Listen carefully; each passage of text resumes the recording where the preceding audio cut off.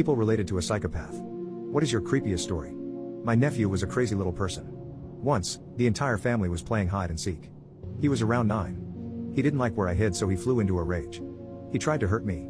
I grabbed his wrist and twisted just enough to subdue him. He screamed like a maniac.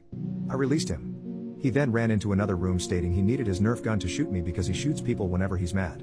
I looked at my sister-in-law and said, "Seriously, you're okay with this?"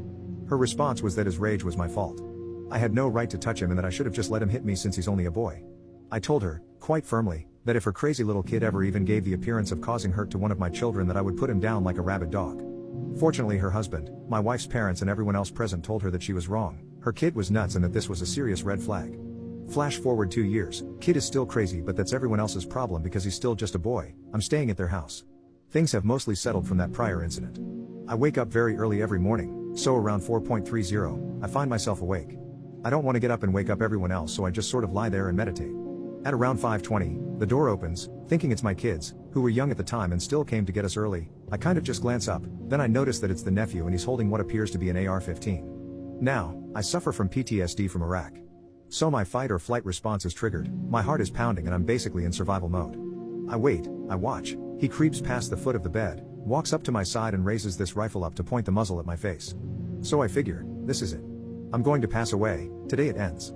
The only goal I have for myself right now is to prevent him from harming my wife and kids. He raises it up and the muzzle is a few inches from my face. I reached up and I pushed as hard as I could, sending the butt into the little kid's face. His nose is wounded, he's crying, he's screaming about how he's going to end me, how I'm finished. So now everyone is awake. Lights are flipped on and I see that it's a toy rifle made to look like an AR-15. Apparently, this little kid was planning to stick the muzzle in my face and pull the trigger to scare the crap out of me with flashing lights and electronic firearm sounds. My sister-in-law was really mad. Her chosen narrative is that I'm a mentally unstable lunatic who is a danger to all children. She calls the cops. She insists, despite the protestations of my wife, that she's having me arrested and charged with child mistreatment. Police arrive, interviews take basically the whole day. I'm a little worried that, getting arrested aside, I might not be able to leave and go home the next day as planned because these cops might not be done with their investigation. Fortunately, it didn't play out that way. See, this little kid wasn't just crazy around me. He was crazy everywhere and had been for years. The police had a file on him because the school was required to call the police every time he threatened to bring a firearm to school, which was often. I laid out my version of events much like I did here. I didn't see him and have a flashback thinking he was an insurgent. I saw him, I knew what he is going through his head, and I wanted to try to prevent him from ending my family. They did let me go home on schedule, and a week later the detective called me to let me know there would be no charges. He also told me that his interview with my nephew was chilling and he hopes that my sister-in-law pulls her head out of the sand and gets the kid some help. I told him she won't ever. And when he's 30 years old and on trial, she'll be crying and saying he's just a boy. Hopefully he doesn't hurt anyone, but I know the odds are stacked against that. What is your darkest secret? So I'm about 16, and I always go down to this bank to take money out. I only had a savings account, so I didn't have an ATM card at the time. There was always this cute chick working there. She'd always smile and greet me, and I'd always try to go to her line. As she was a bank teller, I only saw her sitting down. This is important later. One day, I just work up all the confidence I can and I ask her out as I'm taking out some money. She said yes, so we set up a time around the weekend for me to come over and pick her up. She gives me her number, I get her address, and I skip home as happy as can be. So it's the weekend. And I drive up to her house in my little beat-up Honda. I knock on her door and her dad answers. A split second of oh crap comes over me, but he just gives me this heartwarming smile and invites me into this house. I instantly feel at ease and we go sit down in the living room. Her dad is all happy like I'm so glad you're taking my daughter out and I really appreciate it and all this craziness. So I'm starting to think to myself, oh what have I gotten myself into? So her dad reaches into his pocket and pulls out a set of car keys. He says, I want you to take my car. I said no, that's okay, I have my car. He's all like no, practically forcing the keys into my hand. Still keeping his big smile on his face. No sooner does he give me the keys than do I hear from up the stairs, BZZ no crap. She's in a wheelchair. A split second of shallow human being comes over me, but I think about it and say to myself, I can do this. She's awesome and has a great personality, screw it. We go outside and I realize why her dad wanted me to take his truck. It was all rigged up with the belts and harnesses and the door that came all the way out for the wheelchair. So I took his truck and we head to the movies. Best part, the handicap spot. So we're in the theater and no sooner does the movie start, then she starts putting her hands on my junk. That's totally cool with me. We start making out almost during the whole movie. My parents are out of town that weekend, so I ask her if she wants to come back to my place. She says yes, so we get back in her dad's truck and we're on the way to my house. We arrive at my house, I have stairs, so I have to carry her inside. Thankfully my room is on the first floor. So I get her inside, throw her, and we start going at it. When all of a sudden I hear a pop and her leg comes off. She's got a fake leg, how did I miss that? Keep going, she screams as I pull her leg and throw that across the room. Started cooking high-calorie meals and she ate whatever I gave to her. Whereas we both ate around 2k calories a day before, now we ate 3.5k calories per day. I gained a lot of muscle, and she just gained a lot of fat. After 9 months, I was in better shape than I'd ever been, and she was in the worst shape of her life. I reassured her that I still loved her for who she was, though, and she seemed content with it. After she had gained around 40 pounds, I bought anti-smoking patches, and I applied them to her in her sleep and took them off before she woke up. This literally got her addicted to me. Whenever I was away for a few days, I would get texts and calls where she seemed like she was on the verge of breaking down. Because of her weight gain, she found it difficult to do her job. She would always come home dead tired, and in pain. I helpfully suggested to her that she quit her job. I could easily support both of us on my residency salary. She took that suggestion and took it fast. She walked out of her job the very next day. Now over a year had passed since I learned she was cheating on me. At this point, she was out of a job, very overweight, and still friendless. She was dropping hints about a ring. And I thought it was the perfect way to finalize my revenge. We went shopping for a wedding ring, and I made sure to get the ring with the 60-day return policy. I proposed to her later that week. I was able to convince her to sign a prenuptial, making sure that we all got our own stuff and the ring would get returned, by withholding the nicotine patches and putting her through withdrawal, thus weakening her resolve. Her parents were overjoyed, as they loved me like a son at this point. After a month of being engaged, I confronted her about it and she started breaking down. I instantly broke off the engagement, ignoring her threats of unaliving herself. I regretfully told her parents about what she had done. At first, they didn't believe me until I showed them the logs, and they were horrified. They apologized for their daughter's actions, saying she wasn't brought up this way, and that she would no longer be welcome in their house. Our friends quickly learned on Facebook, and they universally rejected her. It helped that I acted heartbroken and depressed. At this point, she was now homeless, friendless, jobless, without family, in poor physical shape, and addicted to cigarettes. I stopped talking to her, but from what I can tell she got on Social Security to make ends meet. Last I heard, she got arrested for substance charges. I am now a practicing physician and have plenty of close friends. I don't regret a single thing I did. My adultery ruined my life. I hate myself for it. I married my wife Annie 13 years ago. We dated for 3 years and tied the knot. Our marriage was great. We were really happy. Suddenly she becomes pregnant. I know it is our fault because we didn't use protection every time. We decided to keep the baby and our son was born. I thought our family was complete, but things drastically changed. My wife was always busy with our son. She used to be this fit girl who was always radiant, but she just looked like a zombie to me. She didn't care about how she looked while she was in public. I started to feel resentment towards her. Before I did anything stupid, I talked to her and gave her an ultimatum that if she doesn't go back to her normal shape, I would leave her. She started crying and saying that she is always exhausted and doesn't have time. I told her I would help her as much as I can, but looking back now I did the bare minimum. The trouble came when she was again pregnant after 5 years. All the hard work she has done was down the drain. She gained a lot of weight. I avoided her, just looking at her made me sick. I was either at the gym or at the bar. I was looking for excuses to not come home. That's when I met a girl at my gym. She was attractive and had a nice body. She was also younger than I was. We started talking. I felt alive again. I felt like there was someone here in front of me who appreciates me a lot. Few days later, I went to her house and we slept together. It was like a drug to me. I didn't realize that I was becoming more and more distant with my family. So, just like every cheater, I got caught. My wife found out that I was sleeping with someone else. She broke down in tears right in front of me. She kept repeating, "How could you do this to me? You broke our family." At that time, I did something bad. I am still ashamed of it. I yelled at her and called her a hag. I told her if she looked after herself I wouldn't have cheated. That it is all her fault. My wife started laughing. It confused me. She said if I helped her, she might have had the time. I was never home and outside sleeping with some random girl. She told me she wanted a divorce right there. I was really hateful towards her and said, "Fine. You can, but you really think any man would ever want you with your baggage?" I could see it broke her and crushed her. I wanted that at that time. The divorce was settled. She only wanted the house. We shared custody of the kids. The divorce felt a relief. I could be with my girlfriend whenever I wanted. But that is when I saw the changes. Whenever I was home, the house was not clean. There would be dishes in the sink for days. I remember looking at them and calling Annie, but Annie didn't live in my house. It became tougher when it was my weekend to have the kids. I realized I knew nothing about my kids. My son was a picky eater. My daughter was still very little. She would cry a lot. It was exhausting. No matter how much I try, my son would complain about everything and tell me that's not how his mother did it. That wasn't the end of the problems. Things with my girlfriend became bland way too soon. My wife would always have a home-cooked meal ready for me. But my girlfriend is just happy to have leftovers or frozen pizza for all she cares. I was sick of it. Intimate life was also very boring. My ex-wife was really great at it. I never had any bad experiences with her. But my girlfriend lacked imagination. Also, she has a really one-dimensional personality.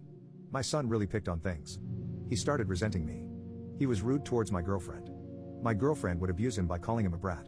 The last straw was when my son yelled at me and said that he hated me and my girlfriend would never be his mommy. It struck me like thunder. Things ended with her right there. On the other hand, Annie started to change a lot. She lost a lot of weight. She looked relaxed and like her old self. I once complimented her that she looked good. I only got a cold, thank you back. I got to know from a mutual friend of ours that she would sometimes say that the divorce made her realize she deserved better and things got better because she had some time for herself.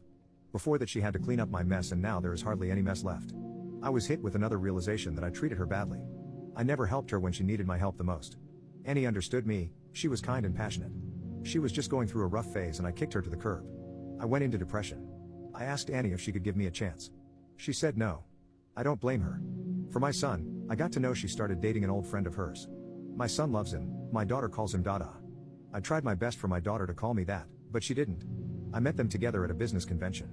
That man had his arm around my Annie and was showing her off. I was angry. I felt this rage inside me. Later that night, I drank a lot and started to call Annie.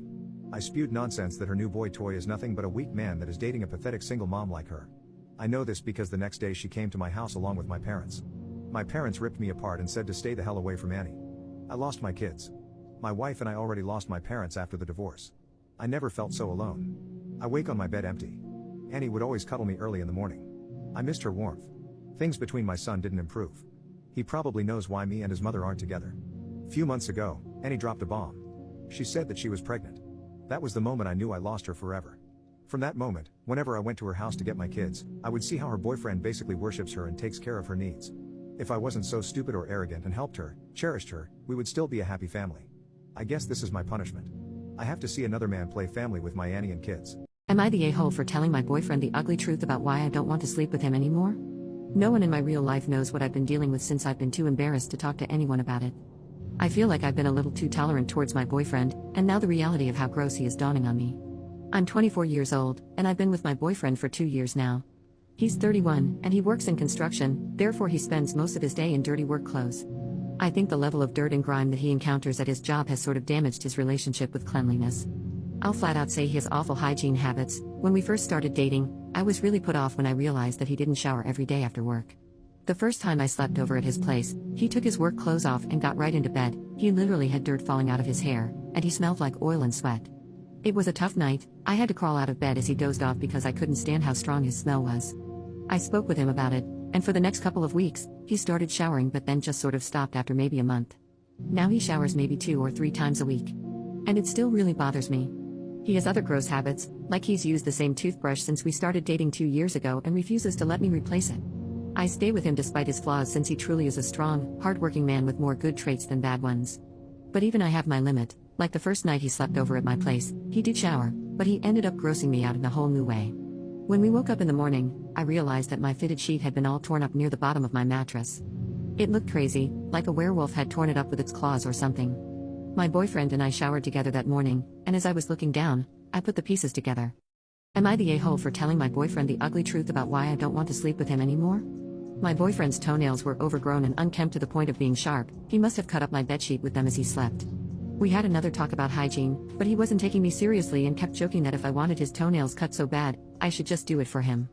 Honestly, I don't know if he was joking or serious, but somehow the night ended up with me crouched in front of him on the couch, giving him a pedicure. That was about 4 months ago, and since then, there hasn't been anything major. Until a couple of weeks ago. We were at his place, fooling around a bit before bed. I was super turned on, but as soon as I took his pants off, I was hit with an awful smell. I tried to keep going, but I realized pretty quickly that the smell was coming from his privates. It smelled like rotten food, that's the best way I can describe it. Like when you forget food in your car, and it starts to smell sour. Anyway, I changed my mind right then and told him I was actually tired. Since that day a couple of weeks ago, every time we have tried to be intimate, I've run into the same problem. I don't know what the hell is wrong with him. I guess it's the same issue of him not showering enough or not cleaning himself correctly. But I'm effing exhausted of having talks about being clean with my grown-up boyfriend. Anyway, everything came to a head this week when he initiated intimacy again just for me to turn him down when I smelled the same, musty, sour smell. This time he got frustrated, and straight up asked me why we hadn't had intimacy in almost a month. I had it. I was so annoyed that he had the energy for intimacy and to get mad at me, but didn't have the energy to wash his own dirty pee-pee. I just turned to him and told him the truth in a cold voice. That I didn't want to be intimate because his pee-pee stunk. He looked hurt and said that I was just saying that to be a bee, then he literally packed up his stuff and went home in the middle of the night. I guess he expects me to reach out to him with an apology, but I'm past that. I'm honestly disgusted in him and myself for putting up with this for so long. I'm embarrassed when I think about how many UTIs he gave me, all because he's fine being a filthy bastard. I don't know where he got that poor hygiene from, because his father's pee smells really amazing. What is the most bone-chilling, inconceivable thing a parent has done to you? My husband and I got married in 2002 and had our son Brian 10 months later. In May 2004, we welcomed our twin girls, Mary and Lisa. My family was beautiful. Every time I took a picture of us, we looked like the families in the stock photos you can Google. However, I can no longer look at the pictures of us because it makes my stomach churl.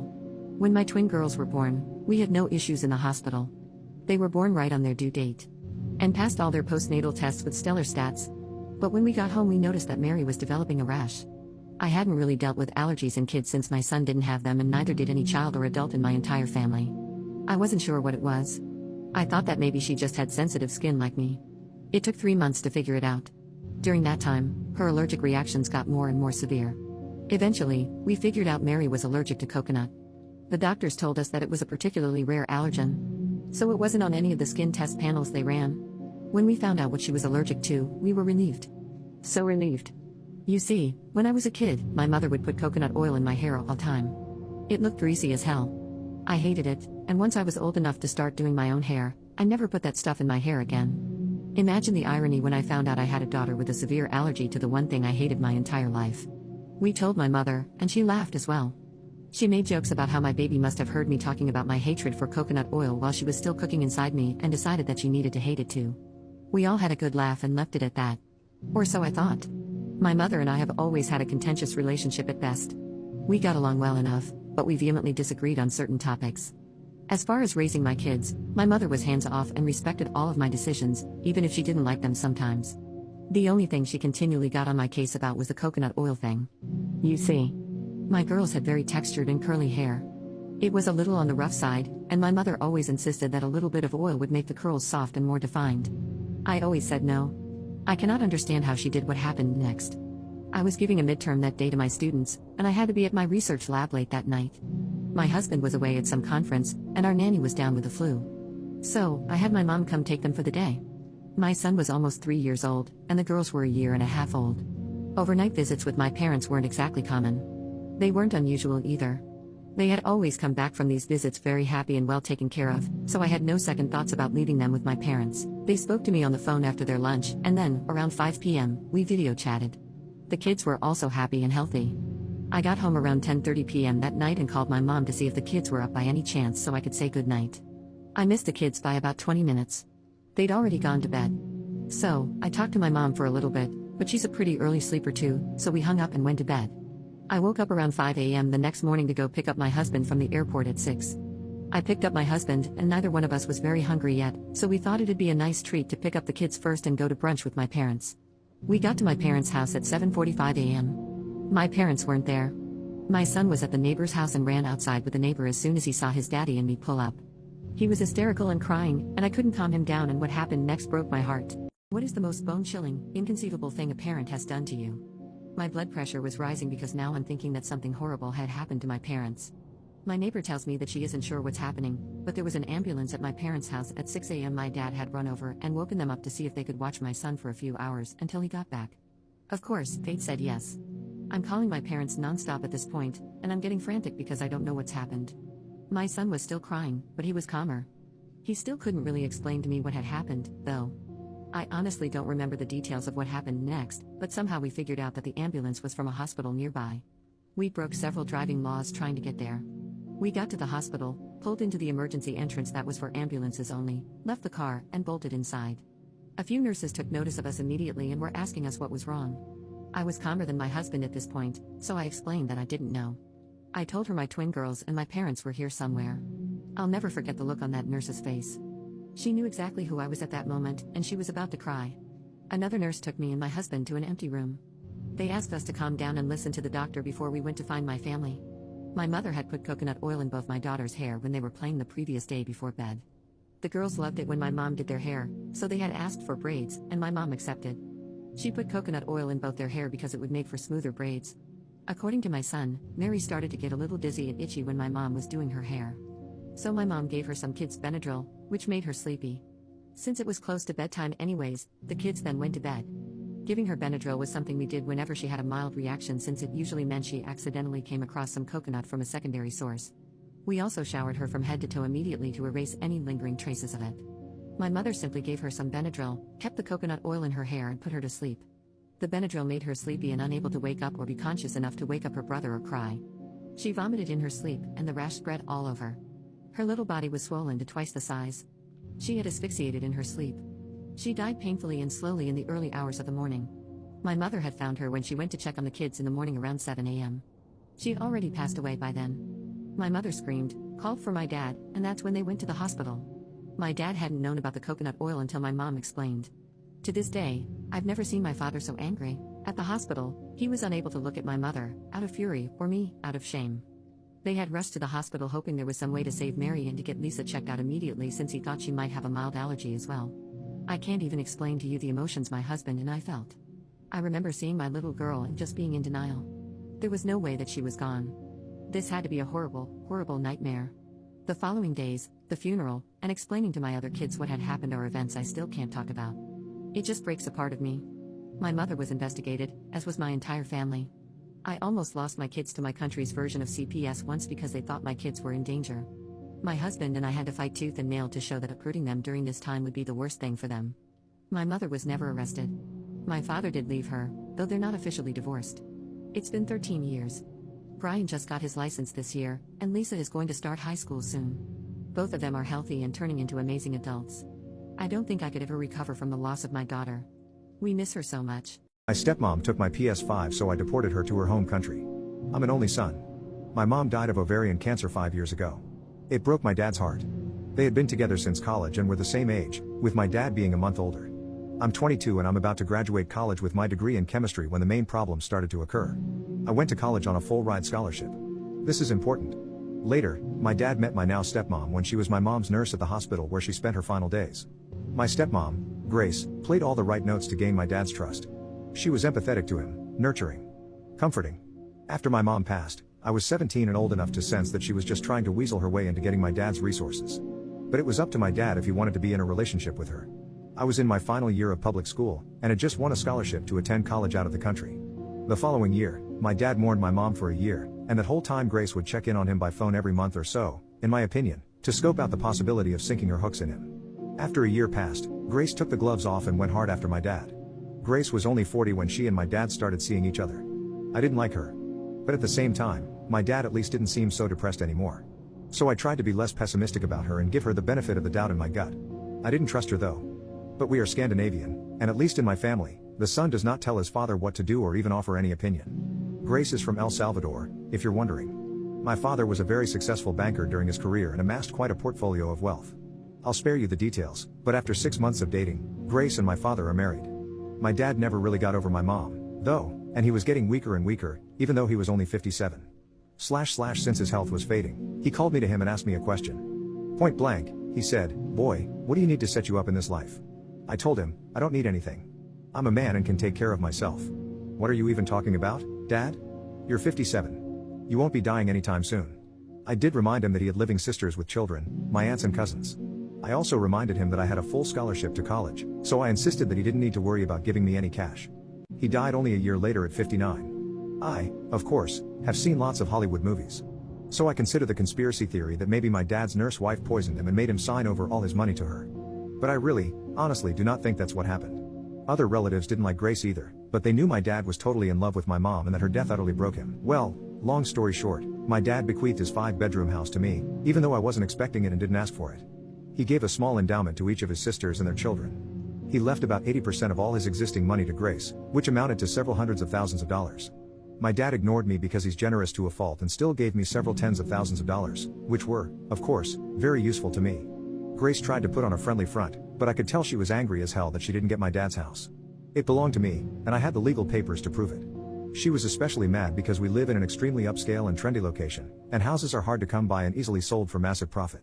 During the first few months after my dad's death, I had the nauseating, creepy experience of knowing that Grace was trying to feel me out to see if I might be into a little relationship with her. One night, when I was lying in my bed on my phone, she came into my room. She sat down at the foot of the bed and tried to sympathize with me about my dad's death. "Are you okay, honey? I know it must be hard for you to lose your father at such an early age." She began rubbing my leg as she said this. I replied, "I miss him. I really do." At that point, her hand was up to my thigh. She smirked. But what she did next shook me. My stepmom took my PS5, so I deported her to her home country. She asked, "Is there anything that I can do to cheer you up?" "No, I'm okay at the moment." "Come on, there has to be something." At that point I knew what was going on. She began to feel down there, and I simply froze. I didn't know what to do. Part of me felt that letting her do this would be disrespectful to my dad, but part of me was too afraid to do anything. As I heard the sound of the zipper, I stopped her. I just stormed out the room. I didn't say anything to her. The next time I saw her, we just acted like nothing ever happened. She still stayed at the house, though, because over the last 3 years, she had gotten used to living there and acting like she owned it. And even though I officially owned it, I was always away at college and only visited my dad's old house once every couple of months. And even then, it wasn't to see Grace, but to see my cousins who lived just a few miles away. I downplayed the fact that it was really my house.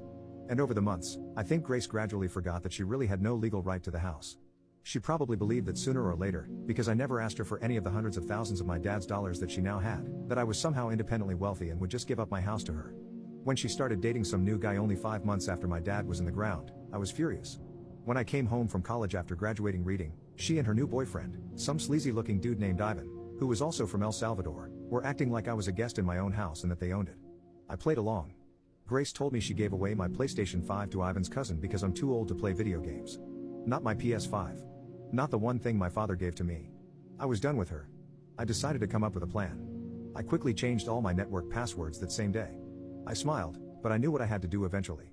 She also said that she and Ivan were getting married. I can't mourn your father forever. Honey, she wanted to move on in life. So, I thought I would do the same. I told her that I graduated college and already secured employment with a local firm and will soon find a new place to live. She looked thrilled, although it was likely due to the fact that I would have a new place to live. Then, in a patronizing way, she tells me and Ivan are off to our honeymoon. "Can you watch my house for me?" "You mean my house?" "Sure. I live here, so it shouldn't be a problem." She scoffed at me. What a beach. When they left for their trip, I immediately put out advertisements, offering to lease my house. I hired movers and had all of Grace's furniture and possessions boxed up and put into a storage rental facility. I rented to a wonderful young family, a barrister and a school teacher wife and their 2 preteen children. They pay me their first and last month's rent and sign a lease for a year. I warn them about my crazy stepmom who thinks this is her house, but I present them with contact information to my lawyer, the same lawyer my dad retained in case they need any assurance that I'm on the level. I also gave my lawyer the information about the storage facility, including the fact that I generously paid 4 months of storage in advance, which is a whole month longer than Grace's check. I then found a gray apartment in the city near my new place of work. There I met a woman in a restaurant frequently at night after a long work day. We have been dating 6 months now and are engaged to be married. Grace, of course, tried to shriek and cause trouble when she realized she got kicked out of my house. But my lawyer quickly shut her mouth without my having to ever speak to her garbage face again. From what I heard, now that she lost her only family and lost her place to live, she and her trash husband were forced to move back to their home country, El Salvador, and I assume they're blowing through my dad's money and will soon be broke. So maybe Grace will go and try to exploit some other lonely man into giving her his money. Speaking of money, the house that I rent generated so much money that I not only am able to help pay for my cousin's college, but I moved into a larger apartment of my own together with my fiancée. I love my job, but really, I could survive solely on renting my dad's old house. And to think, if Grace had only been cooler and nicer, I might have let her stay at the house just to be a good sport. But, no, she had to act all proprietary. So, I had to make her homeless as a wedding gift. My morbidly obese daughter insists that I'm fat shaming her, so I forced her to go to the doctor. So my daughter is 275 pounds at 5'5" and 15 years old. Every metric we have ever used states that she is morbidly obese, but she just refuses to accept it. You see, my daughter has always been a bigger person, but it was only in the last 2 years that stuff has really taken off. She has gained over 100 pounds in these 2 years, and as her mother I am genuinely worried about her health. I have talked to her many times about it, trying to understand why she has been eating so much and why she has gained so much weight seemingly for no reason. Yet she refuses to talk about it. What's worse, is that any time I claim anything at all about health problems related to obesity, she tells me I am fat shaming her and that people like me are a big problem in today's society. That I am the reason bigger people, who can't help it, as she puts it, are discriminated against. That when people see a fat person, it is presumed that they are lazy and unhealthy, people who cannot take care of themselves. And that me trying to push this narrative of obese people being at risk of health is exactly what is causing that. I have tried pushing back on this a lot about her. I have tried every logical way I can to explain to her that being obese is indeed unhealthy. I have tried to tell her about the heart problems, tried presenting research papers, even giving basic examples about how your joints are forced to carry a load they shouldn't be, but no matter what I do, I always get told I am fat shaming her.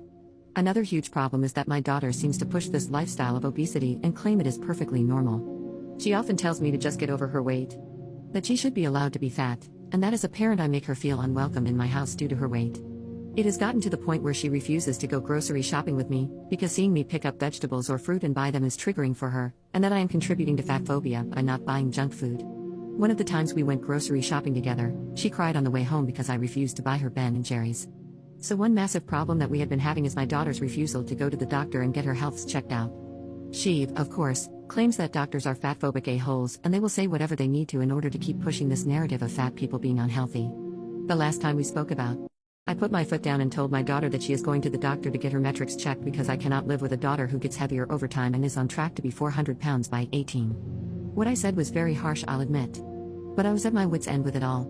My daughter got super angry and started calling me fatphobic, that I'm fat shaming her, saying that she will live how she wants to live, and asked, who am I, to tell her what she can or can't do? It was at this point I realized that there was no way to get her to go on her own free will, so I came up with an idea. The next day I came into her room as she was eating takeout and watching Netflix, and offered her a deal. I asked her in the nicest way I could, if she thought fat people were actually healthy and said that perhaps I had been looking at it wrong the entire time. She scoffed at me and said thank you, finally. Then I made my offer. I offered her $1,000. All she has to do is go to the doctor's office, and if the results come back and state she is fully healthy, she can have the $1,000. She was ecstatic at this offer. I told her I'll even let her pick the doctor to ensure she can pick the least biased one. Well, a few weeks later we went to the doctor.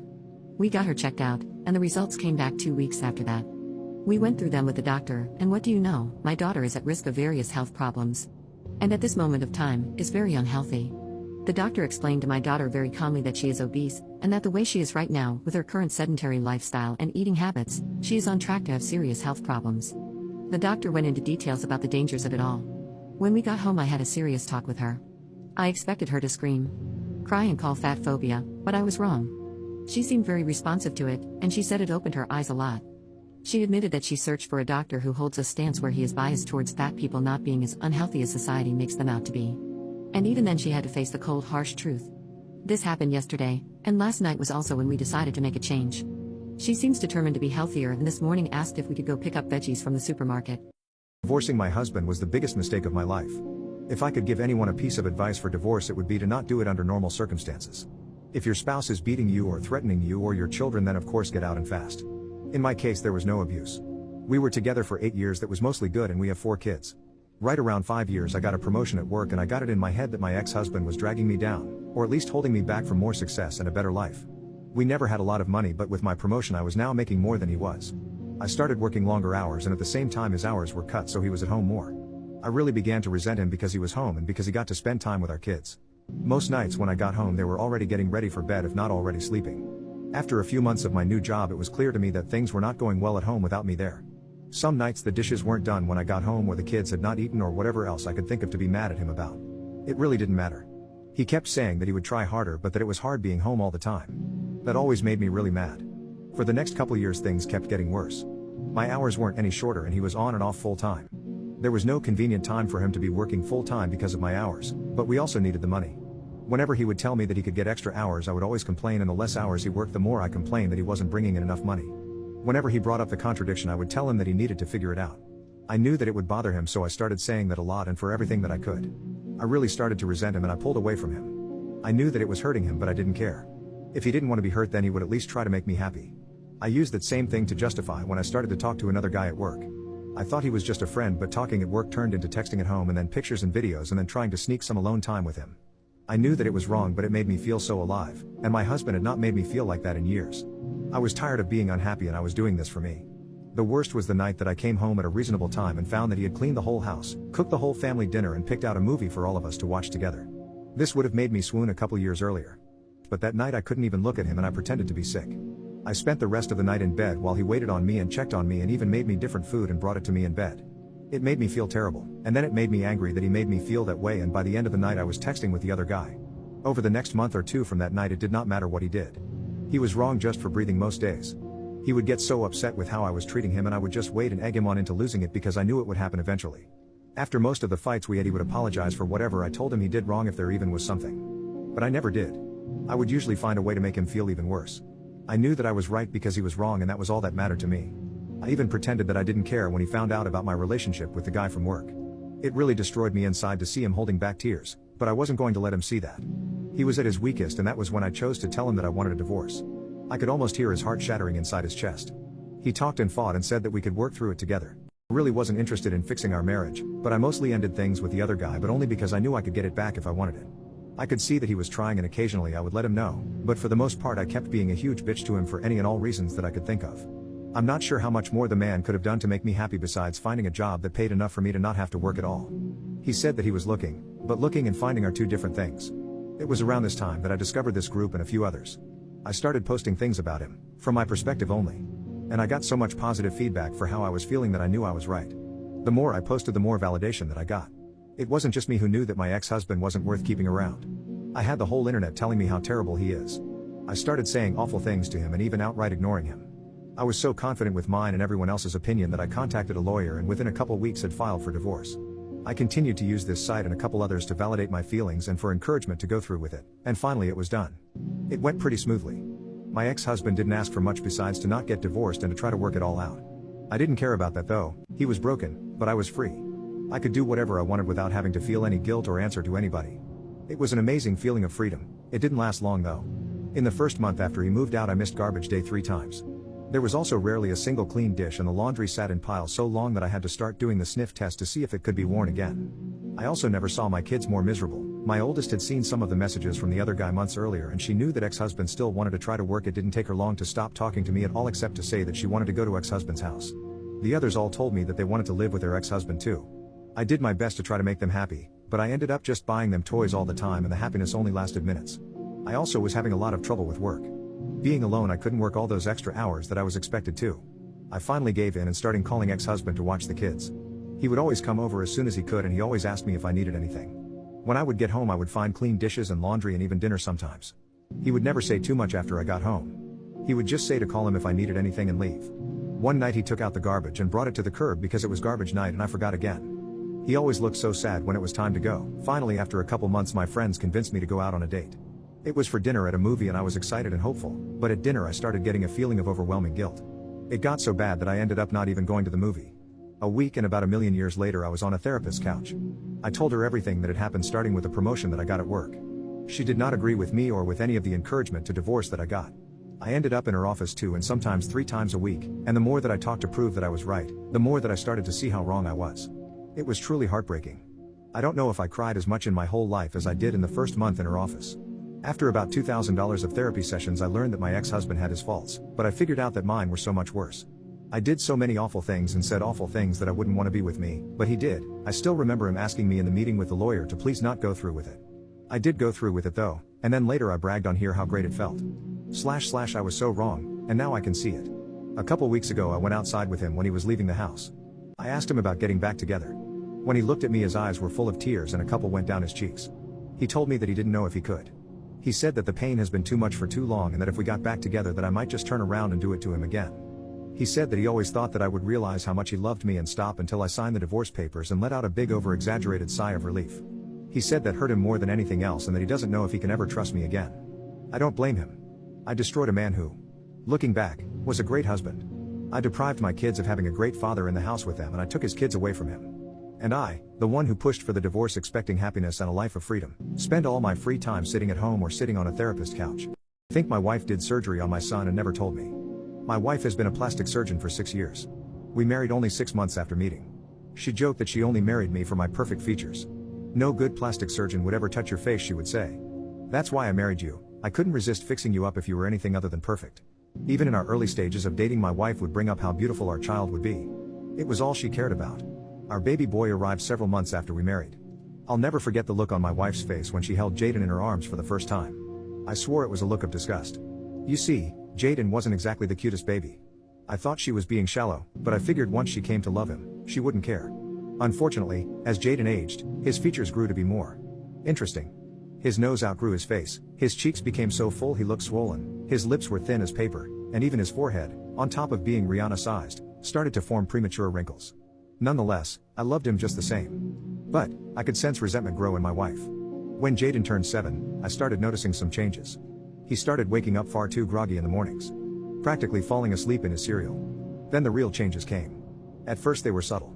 The wrinkles started smoothing out, his lips showed some fullness, his cheeks thinned out, his forehead lessened in size. I chalked it up to aging. But last month, he came downstairs in the morning, his nose bruised and swollen. My wife insisted that he must have fallen out of his bed overnight. Don't worry, he's going to be fine. I found him like this. I already stitched him up. You know he sleeps like a rock. After weeks of healing, it became obvious. His nose was completely different. Straighter, smoother. I finally confronted my wife. Are you messing with our son's face? How ridiculous. She yelled. How could you possibly think that? Plus, he's still ugly. We went to bed without speaking another word to each other. I woke up in a fog this morning, stumbling to the kitchen. It was 10 a.m. and Jaden hadn't come down for breakfast yet, so I walked back upstairs to wake him. I cracked the door open, only to find my wife hovering over our son, tears streaming down her face as she desperately tried to resuscitate him. It's a joke that's so dumb it's funny. 3 guys are walking through the woods when they find a lamp. One of them picks it up, rubs it, and out pops a genie. It booms, you have finally freed me after all these years, so I'll grant each one of you 3 wishes. The first guy immediately blurts out, I want $1 billion. Poof, he's holding a printout that shows his account balance is now in fact 1,003,50. The second man thinks for a bit, then says I want to be the richest man alive. Poof, he's holding papers showing his net worth is now well over 300 billion. The third guy thinks even longer about his wish. Then says I want my left arm to rotate clockwise for the rest of my life. Poof, his arm starts rotating. The genie tells them it's time for their second wish. The first guy says, I want to be married to the most beautiful woman on earth. Poof, a stunning beauty wraps herself around his arm. The second guy says I want to be good looking and charismatic, so I can have every girl I want. Poof, his looks change and the first guy's wife immediately starts flirting with him. The third guy says I want my right arm to rotate counterclockwise until I die. Poof, now both his arms are rotating, in opposite directions. The genie tells them to think very carefully about their third wish. The first guy does, and after a while says I never want to become sick or injured, I want to stay healthy until I die. Poof, his complexion improves, his acne is gone and his knees don't bother him anymore. The second guy says I never want to grow old, I want to stay 29 forever. Poof, he looks younger already. The third guy smiles triumphantly and says my last wish is for my head to nod back and forth. Poof, he's now nodding his head and still flailing his arms around. The genie wishes them good luck, disappears, and the men soon go their separate ways. Many years later they meet again and chat about how things have been going. The first guy is ecstatic. I've invested the money and multiplied it many times over, so me and my family will be among the richest of the rich pretty much forever. My wife is a freak in the sheets, and I've never gotten so much as a cold in all these years. The second guy smiles and says, well, I built charities worldwide with a fraction of my wealth. I'm still the richest guy alive and also revered for my good deeds. I haven't aged a day since we last met, and yes, your wife is pretty wild in bed. The third guy walks in, flailing his arms around and nodding his head. And says, guys, I think I effed up. My sister's so stupid she paralyzed herself and destroyed our family. My sister let her boyfriend drive my parents' car. She took it when they were out. She only had a learner's permit, so she was supposed to have a licensed adult with her. She let her boyfriend, who was a year too young to have a learner's permit, drive and he crashed. He died. It was a bloody mess. When I was shown the photos I vomited at the sight of his exposed rib cage, a shattered hand, and what looks like to be screw lodged into his eye. My sister was seriously injured. They think one or both of her feet were on the dashboard. She is paralyzed from the chin down. My parents' insurance isn't covering them since my sister took the car illegally and her boyfriend's family are suing my parents. My parents tried to sue them back since he was driving, but it thrown out when they tried. We had to move to an apartment because my parents couldn't afford our house. I see them cry every day. I heard my mom say that going bankrupt doesn't get rid of the lawsuit debt and their lawyers told them to try to settle before it goes to court because they will probably lose. My sister has to be in a home forever because she needs help and care 24/7. She remembers everything and her brain is not affected at all. Her medical and nursing home bills are so much money. My grandparents are all trying to help, but they are all in retirement homes and don't have much. I've seen them cry too. I know she is getting punished already because she's paralyzed almost completely, but I still can't even look at her because she destroyed our entire family. And that's when I had it one day. When I was taking out for her daily walk, I decided we go to the park and walk up the tallest hill. When we reached the top, I looked her in the eyes and pushed her off. My best friend betrayed me, lied to me, and slept with my wife. I met my wife Sue in college. We hit it off as soon as we went on our first date and were spewing I love you within weeks of us dating. When her dad passed away in her senior year of college, I was there for her through the whole ordeal. Her father had pancreatic cancer. And when he was hospitalized, I'd spend nights at the hospital with her so she wouldn't be alone. I knew I was going to marry this girl, and sure enough, I popped the question about 2 years after we graduated. My best friend Dave and I had what I could only describe as an unbreakable brotherly bond, or so I thought. We had known each other since 3rd grade, and he was the brother I never had. He was also married, and moved away with his wife because she had landed a lucrative job at a big law firm. About a year ago, his wife died in a car crash, and this broke him. He moved back to our hometown after, but he was never the same. I tried to be there for him, but he wouldn't engage with anyone. No one understood the pain he was going through. So I asked my wife if she could talk to him, seeing as she had also lost a loved one and that maybe Dave could relate better with someone who went through something similar. We'd pay him visits daily. She would spend hours on and at his place even without me there. They were going on hikes together, watching movies and not inviting me, grabbing lunch, all things couples do. Now obviously this was far more interaction than I had intended for them to have and it did make me uncomfortable, but Dave was doing much better from it. It's important to say that Dave and Sue never liked each other before all this happened. This is because Sue always thought he was a jerk. Before he married his wife, Dave was bouncing from relationship to relationship, and even after he got with his wife, he constantly cheated on her. As a result, Sue had a particular dislike for him and always questioned how I could be friends with someone with such low morals. This disdain for Dave is also what made me oblivious to what was to come. As I mentioned, Sue and Dave became inseparable, to the point where she would invite him to things I'd planned for us as a couple.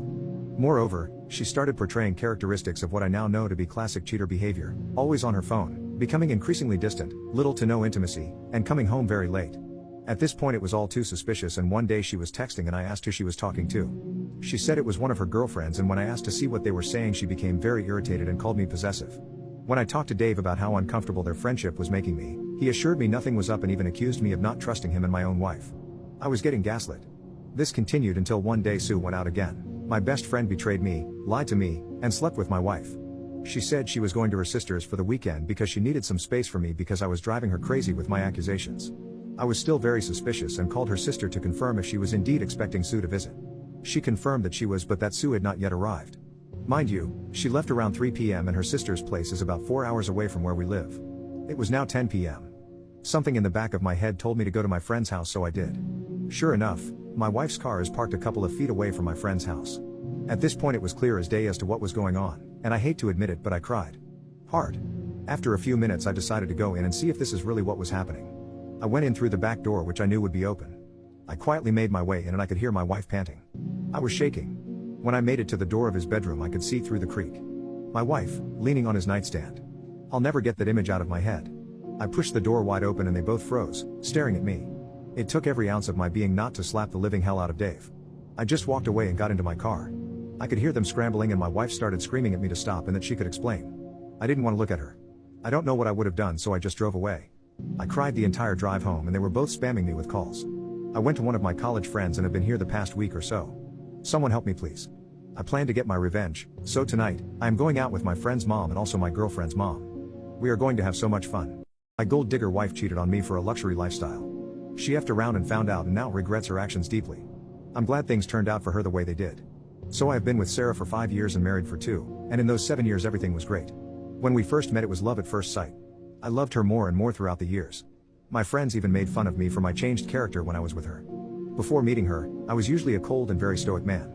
My character was shaped by my experience in the army and due to my parents' character, and I had never been so vulnerable with anyone apart from her. In these 7 years, everything for me was perfect. I was working a job that paid me very well and was extremely in love with the woman of my dreams. I proposed to her and she said yes. At that moment, I was the happiest man alive. Then, before the marriage, we both agreed to a prenup, where the only condition was that if one of us cheated, the other person wouldn't be entitled to any type of alimony. The thing is, when she proposed this, I was a bit shocked because I never thought for a second about cheating on her, or that she would cheat on me. It came out of the blue but I accepted it. The first year of marriage was perfect. We were well off, thanks to my job. We were renting a very big and nice house, enjoying our life, having amazing experiences, going to fantastic places for vacations and making new friends. Unfortunately, the second year wasn't as good because of huge stress at work. I still tried to be the best husband, but the stress took a huge toll on me. My wife was okay with it, but only because my work was our main source of income, as she had no intention of working and wanted to be a stay-at-home wife. I knew that my work was getting difficult and I was always tired after it. During this time, I tried my best to make her happy and satisfied despite the stressful period. In fact, many times I put my personal life aside to prioritize her over myself to avoid making her sad, feeling alone and without attention. My routine was getting up very early in the morning, going to the gym, making breakfast for her, working, coming home, preparing her dinner and then spending time with her. I went on like this for 6 months and after the work stress was relieved, I booked a 2-month vacation in her favorite place to release stress and tension. The vacation went very well and I thought we had become stronger and more in love with each other. But when we came back home, I noticed that she was changing. She became distant, cold, and always on her phone instead of talking to me as she used to. I tried to talk to her about this many times, but her excuse was personal problems and stress, so I let it slide. This went on for 6 months. One day, I had a very important meeting where my boss was about to announce the promotions. I was nervous because finally, my hard work and dedication were about to pay off with a significant raise. I got a 10% salary increase because of the work I had done recently, which proved crucial to the company's success. And after the meeting, I told my coworkers that I was taking a couple of days off to celebrate this great news, and my boss granted my request for 2 extra vacation days. So that day, I went home early to share the news with my lovely wife. However, when I parked my car, I heard very loud noises coming from my house that sounded like intimacy. I thought I must have heard wrong because my wife was supposed to be shopping with her friend. As I got closer to the door, I heard her voice, so I took a moment to take out my phone and record the scene. When I entered, the worst happened. I caught her having intimacy with a random guy, and when I called her name, the shock on her face was priceless. After I entered, the guy hastily left our house partially unclothed, with his clothes in his hands, leaving my wife covered with a cushion. I swear to God I wanted to destroy everything. So I divorced her, leaving her homeless, and then, I slept with both her sisters. I found video evidence of my husband cheating, with one video in particular making me throw up. Yesterday my husband asked me to use his phone to open his bank app. I do this all the time, but this time while scrolling to the app I saw a new app downloaded on his phone that I didn't recall seeing before. It was a calculator app, which I found strange considering he has an iPhone and iPhones automatically come with a built-in calculator. I didn't know what to make of this, so I just pretended like I didn't see it and made a mental note of the app's default picture so I could look it up myself later. After we went to bed last night I found the app on my phone. It turned out to be an app that's made to look like a calculator, but in reality it was a hidden photo and video app where you enter a passcode and you can store all your private videos and photos. I felt sick to my stomach, and although I'm not proud of it, when I was sure he was 100% asleep I took his phone to the bathroom and I went through it. I started with his messages and socials and found nothing. The last thing I decided to check was this app. His passcode wasn't hard to figure out, and it turns out he's been cheating on me with a woman who I assume is his co-worker for about 7 or so months as far as I could tell. There were screenshot conversations, pics of her. And worst of all, there were photos and videos of them together. Not out and about or anything, just all intimate in nature. I wanted to throw up, but I forced myself to look through them, and one video of them in particular made my skin crawl. He works the night shift at his job, and it is starting to get chilly where we live, especially at night. In this particular video he was being the slimy dirty cheater he is with her in the car we share. They were in the passenger seat and she was on top. In the video she mentioned being cold, and this effing slimeball paused, reached into the backseat and grabbed our toddler son's blanket and wrapped it. The video ended a few minutes later and he used the same blanket to wipe himself and clean up the mess. I was shaking at this point and could not watch any further as this crossed a line in my brain that almost made me snap. But somehow I remained calm, put his phone back, and went to sleep in our son's room for the rest of the night, stopping in the bathroom to puke first. It's the next morning and it's taking everything in me not to blow up on him, but I want to hit him where it hurts the most. I have contacted a divorce lawyer and plan to get evidence of this the next time I get the chance, and will leave them all plus divorce papers waiting for him once he gets off work. All while me and our son's stuff is packed up and gone to my mother's house. Going to have an affair on my wife, but I planned to tell her first. One day I could not find my phone, but my wife's phone was on the kitchen counter, so I decided to use her phone to call mine. As I opened her phone, it was in a texting thread with her ex-boyfriend, who lives across the country, where they were sharing intimate pictures and videos of themselves. I found out this has been going on for 9 months. I was shocked because we have intimacy frequently and have an adventurous bedroom. Thing is, my wife has had self-image and confidence issues for the last few years because of weight gain. She always calls herself fat and says I'm so much better looking than she is. I reassure her that I think she is S-sign beautiful and give her lots of words of affirmation as she says this is her love language. However, I must admit that I do not find her as attractive as when we were dating before this weight gain. When she brings up being dissatisfied with her weight, I try to be supportive and ask if there is anything I can do that can help her, but my attempts are met with her saying how lucky I am to have such good genes and my parents aren't overweight like hers. It infuriates me when she says things like this because I am someone who prioritizes my health and well-being and puts in the work, while she does not. I enjoy going to the gym and would go 7 days a week if I had the time. I also completed my first triathlon this year, which I'm proud of and train hard for. I think it helps that I was a college athlete, as training and discipline was ingrained in my daily routine during those years. I have tried endlessly to get her to come to the gym with me, offered to pay for a trainer or any other type of fitness class she is interested in, but she declined, saying she won't like it or doesn't have time. My dilemma is, since I am in the gym a lot, I have met some pretty good friends who share my passion for fitness. One of these friends is a woman around the same age as me. She is very attractive and is extremely fit. She is single and knows I have a wife. She has also met my wife. We have gone out for drinks as a group with our other gym friends, and I have noticed she always takes the seat next to mine. A couple of times she has sat on my lap, which I felt awkward about, but it also excited me. My wife rarely comes to these outings with the group because she says she doesn't view these people as her friends, just mine.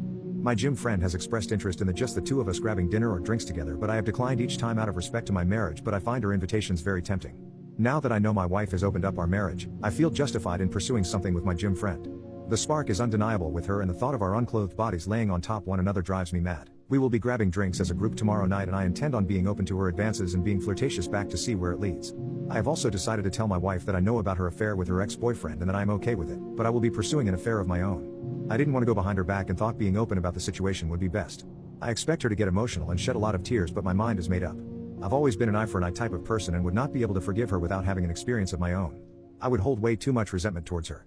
It is likely our marriage ends in divorce if she is not okay with me pursuing this, and I am okay with that. My boyfriend left me for being goth. Too bad I have the kidney you need. Me and my boyfriend had a great relationship. If I had to say one thing about him, it was that he was kind of conservative. I was a little wild, but opposites attract. We were especially different in the music we liked. He liked country and I liked emo rock bands, but we tried to be fair with each other. I always dressed normal to make my boyfriend happy, but I decided it was time for a change. I noticed that goth style was making a comeback. I went out and got my hair straightened, dyed my hair black, got more eyeliner, went shopping at Hot Topic, and even got some piercings all in one day. I waited for my boyfriend to come home. As soon as he opened the front door and saw me, he immediately started screaming at me. He said that he can't believe what I did to myself and demanded me to fix my hair back. He said that my clothes made me from a 10 out of 10 all the way down to a 6 out of 10. I told him I liked my style and this was the new me. He told me he couldn't accept me like this. We argued back and forth over the next few days. Then he told me he couldn't be with someone who looked like me. He would be embarrassed to go out in public with a goth. He thought we should break up.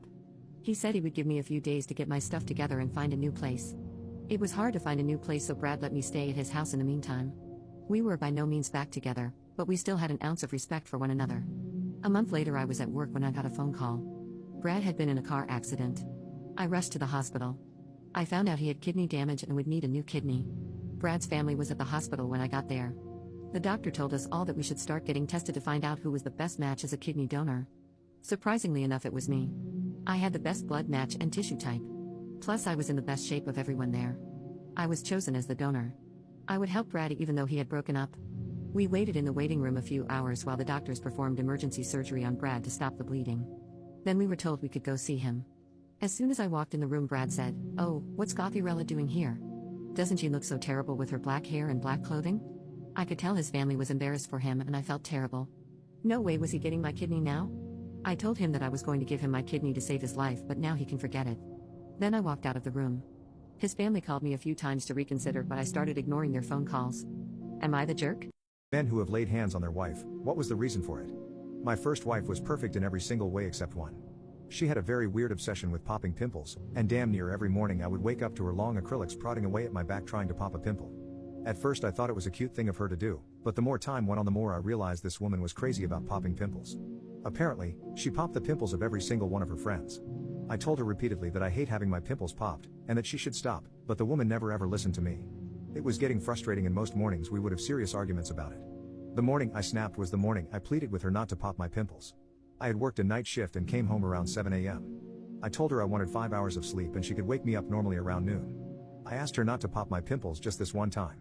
Yet, I woke up to the feeling of her digging her nails into my back trying to pop a pimple. This one hurt like hell, and as I woke up I asked her what she was doing. "Popping your pimples obviously," she replied. I grabbed the phone beside me and checked the time. 9:30. I got mad on the inside but calmly told her to stop, and let me sleep in peace until 12. We had to argue about it for her to leave me alone. I went back asleep, and was once again awoken by the feeling of someone popping pimples on my back. I shot up and screamed at her. I checked the time and it was a little past 11. She tried defending herself saying she has to pop my pimples and I told her to get out of the room and to let me sleep. I lay down and I kid you not, I feel her sit down onto my back and start again. I lost it. I flipped over and flipped her onto her back and started wailing. I caught myself a few swings in but it was too late, the damage was done. Her nose was broken and her jaw was fractured. We divorced shortly after and I did 6 months in jail. I asked my girlfriend to come up with reasons why we might break up, and now I deeply regret it. My girlfriend and I were lying in bed last night, cuddling, when it dawned on me all of a sudden that none of my friends were in relationships anymore. All of them had broken up with their partners within the past few months, which was more or less the same length of time my girlfriend and I had been together. I shared this revelation with my GF mid-cuddle before asking her what I thought was a funny and harmless question at the time. I asked her what she thought would be the end of us and encouraged her to come up with ridiculous reasons only. Full disclosure, my girlfriend and I were both high during the inception of this mess up. So keep that in mind if some of our actions come across as somewhat random. Anyway, so as per my question, my girlfriend provided the following reasons that would cause our relationship to crumble. 1. If I stopped showering. 2. If during lovemaking I said, "I'm gonna come?" 3. If I lived on the 13th floor. 4. If I PSST at someone whose name I knew. 5. If I used a spoon to drink tea or coffee like it was medicine. 6. If I literally licked my thumb before turning to the next page of a book. 7. If I found out she had a toy replica of her ex's schlong. I paused my girlfriend when she got to the 7th reason and asked her if number 7 was something real or ridiculous because it sounded a lot less random than the other reasons. My girlfriend said it was both real and ridiculous while laughing because at that point the atmosphere in the room was still lighthearted. I asked her why she still had her ex's fake thingy in her possession. She shrugged and said it was a decent toy. I was about to ask her if she still used the toy, but she predicted my question and said it's been a long time since she used it. I think my face was beginning to show my mixed feelings because my girlfriend decided to tickle me out of the blue until I laughed. I did laugh, thanks to the tickle, but I was unable to forget about the Clone a Willy situation. It was bugging me. I had to see it, so I asked my girlfriend to show it to me. She reluctantly agreed to show it to me if I promised to file this whole situation under something that means nothing and move on. I promised. For someone who said she struggled to remember when she last used the toy, my girlfriend didn't even have to think about where she stored it. Just in case it's unclear, we were in her flat. As soon as I witnessed the clone thingy with my own 2 eyes, I knew, oh yeah, that was gonna live rent-free in the back of my mind. Of course it was big. I mean, what other size is there when it comes to exes? My girlfriend asked if I wanted her to get rid of it. My mind said yes, but my mouth said it was her choice. She shrugged and said it was just another toy. I said a promise as a promise before deciding to make us some coffee, which I drank with a spoon. Playing the breakup game was not the smartest decision on my part. Now I'm cursed with the knowledge that my girlfriend not only kept her ex's clone thingy, but also in the back of my mind I think of using it too. What's the worst case of baby mama drama you've dealt with? Yesterday morning, I awoke to a text message from my boyfriend that turned my world upside down. His so-called crazy ex-girlfriend, whom he had previously described as abusive, had sent him a message on a new number, claiming she was pregnant with his child and was due in 2 months. You know, just a typical hood baby mama scenario. I realized it was crucial to approach this situation with thought and patience.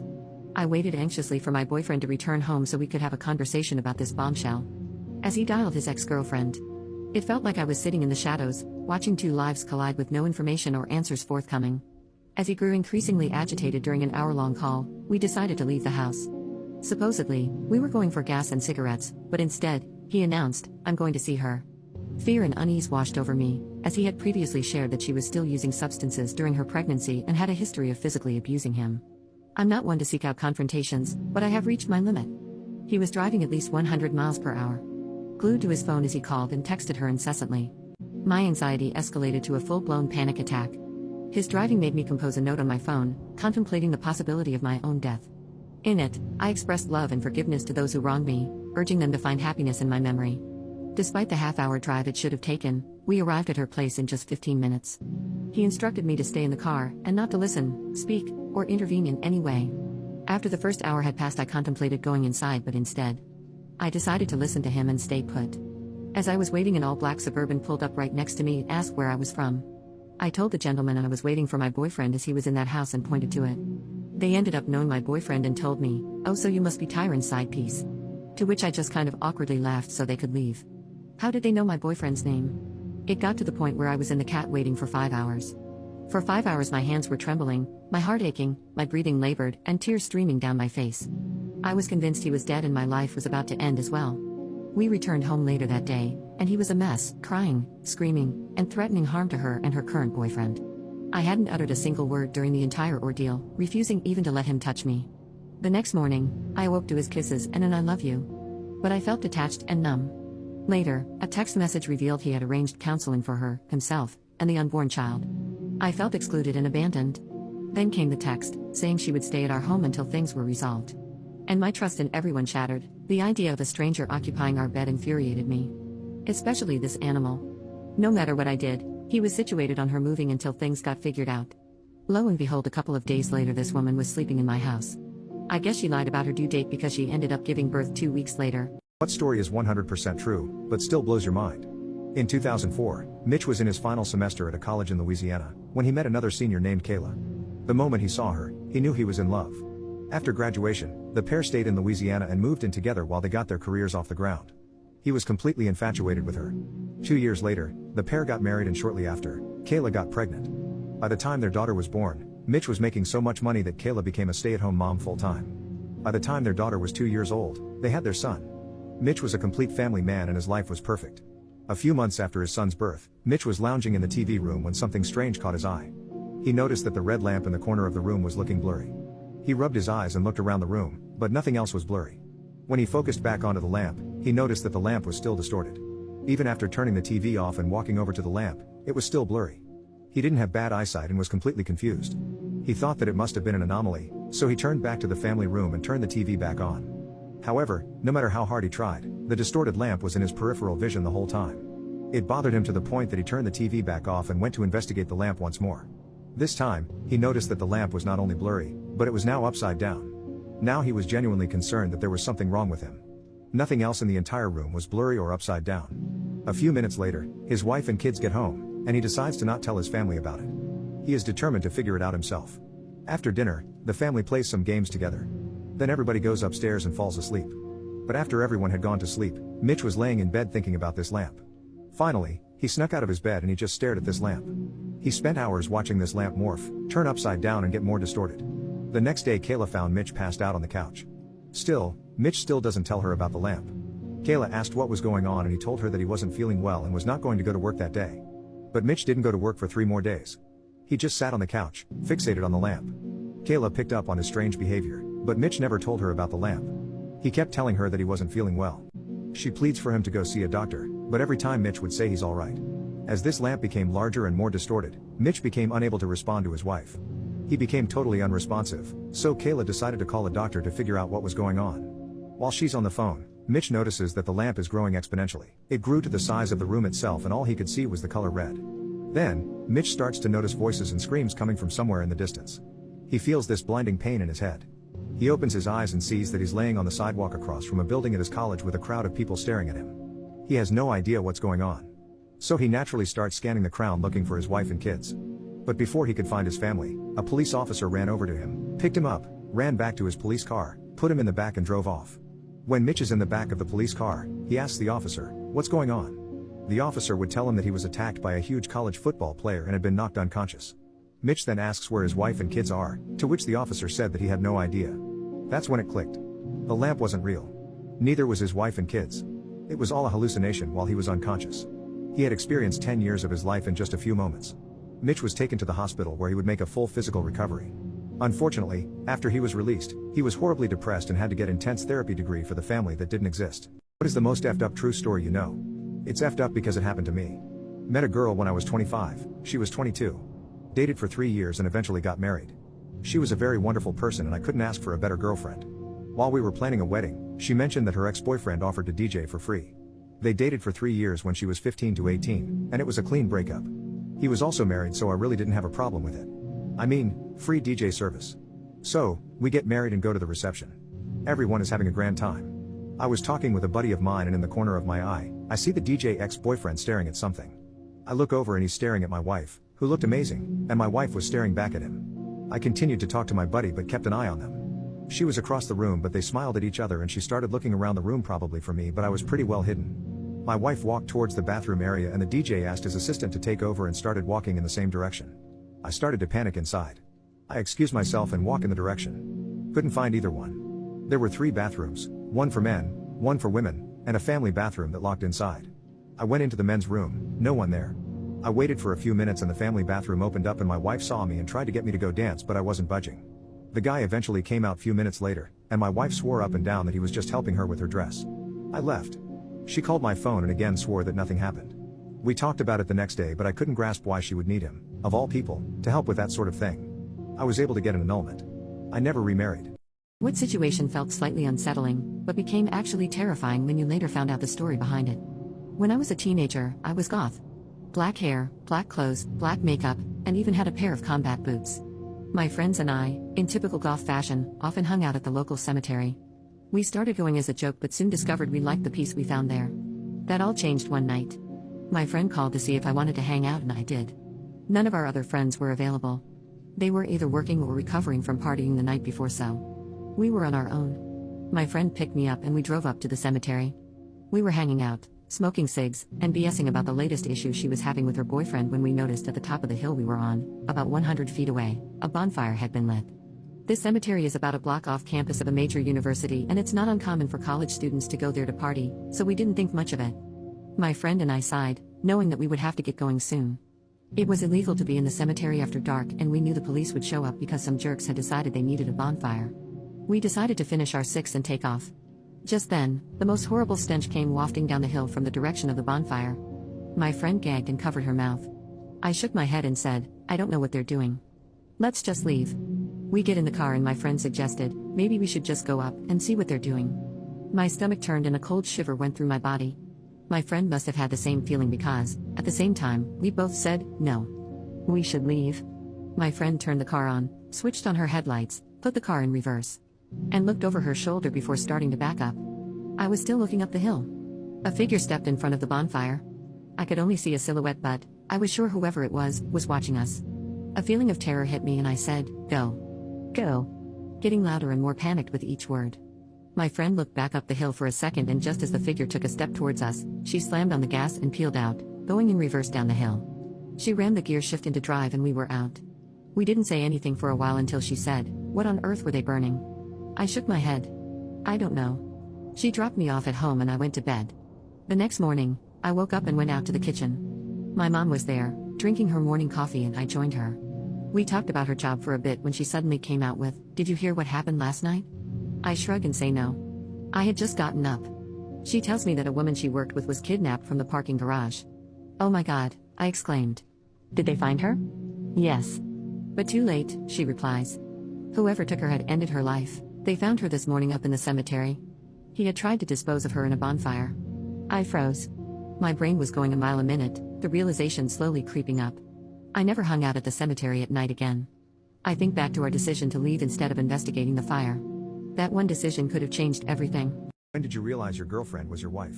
My girlfriend turned me into a morning person and made me realize I want to marry her someday. I moved in with my girlfriend of 2 years about 3 months ago. Now, I am in no way a morning person and dread waking up any time earlier than 12 to 1 if I can help it. My girlfriend and I both work 9 to 5, Monday to Friday. I like having the same schedule as her, but I hated waking up at 7 every day. Before I moved in with her, I normally spent my weekends sleeping until 3. My girlfriend is also not a morning person and has had a hard time waking up in the morning most of her life until she started working at her current job. She still hates it, but she says it's easier than it used to be. The first week after I moved in, she would wake up after about 3 alarms, where it would take me about 7 or 8 snoozes to wake up. But by the time I woke up, she had already showered and made coffee. Then the weekend rolls around, and Saturday morning she gets up at around 10. I was half awake for long enough to check my phone before going back to sleep. I woke up again around 11 because Mother Nature was calling, and I heard her singing. Because I was still asleep, she was singing quietly so she wouldn't wake me. I came out of the room and saw her playing Minecraft with one earbud in, and the house smelled like coffee. She just looked up, smiled, said good morning, and then went back to playing. The next morning, the same thing happened, and I was more conscious this time because I recognized her voice in my sleep and was semi-awake. Every weekend morning, she would do the same thing. She'd wake up around 10, sometimes even 9, make coffee, and play Minecraft for a few hours while singing quietly so she wouldn't wake me. Around the third week, I found myself waking up at 10:30 and laying in bed just to listen to her sing and get frustrated while playing. Around week 5, I was waking up and going in and sitting on the floor with her, just listening to her while drinking coffee and scrolling through my phone. Something about the smell of coffee, the morning light, her singing, and being able to just lay next to her doing absolutely nothing was so peaceful it made me look forward to the weekend mornings. I noticed it was easier to wake up during the week, and we got into the habit of waking up at the same time. I would start making coffee while she showered, and we would spend a little bit of time together in the mornings during the week too. One morning we woke up and sat in the living room together. The sun from the window behind the couch was hitting her, and it felt like I was in a movie. There's no other way to describe it. She lit up like an angel, and she was singing as always. I couldn't breathe, I swear. I knew right then and there I was so deeply in love with her, and I would do anything.